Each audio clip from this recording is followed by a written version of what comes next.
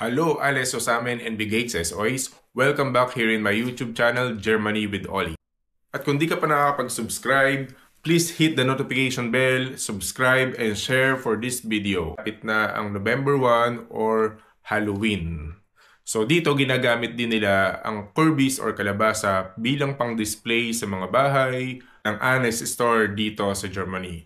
O particularly dito sa Oldenburg. Meron ditong tindahan ng Kürbis or kalabasa na walang nagbabantay at pwede ka lang kumuha ng kahit na anong gusto mo. Ginagamit din nila ang Kürbis or kalabasa bilang props sa trick or treats ng mga bata. And aside from that, syempre kinakain din nila to. Maraming klase ng pagkain ang ginagamitan nila sa Kürbis. Alam nyo ba na mayroong 10 klase ng kalabasa dito sa Germany or Kürbis auf Deutsch? No, so ito isa-isahin natin yan and panoorin nyo.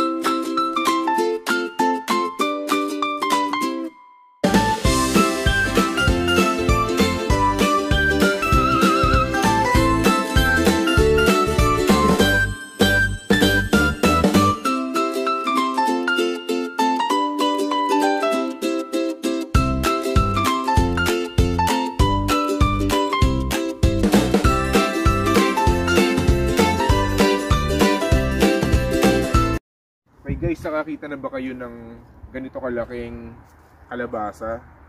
So ito roughly mga 15 kilos ang isa. So hindi mo siya mabubuhat basta-basta. Oh. Grabe, ang bigat na to. Tingnan natin. Bigat.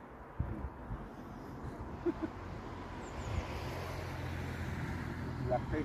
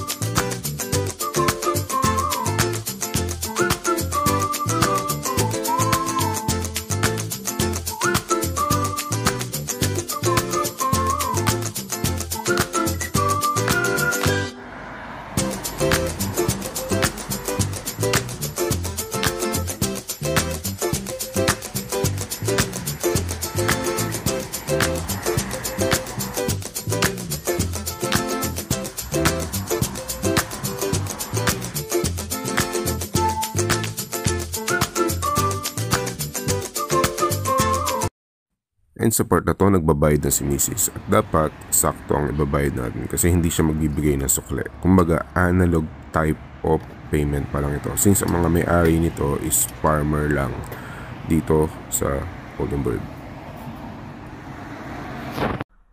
Another week, another video, and another informative content para sa inyo. And I hope nakapag-share ako sa inyo ng another great ideas about loyal store dito sa Germany. Nyo ang content, so please like and subscribe to my YouTube channel, Germany with Ollie. Tschüss and auf Wiedersehen.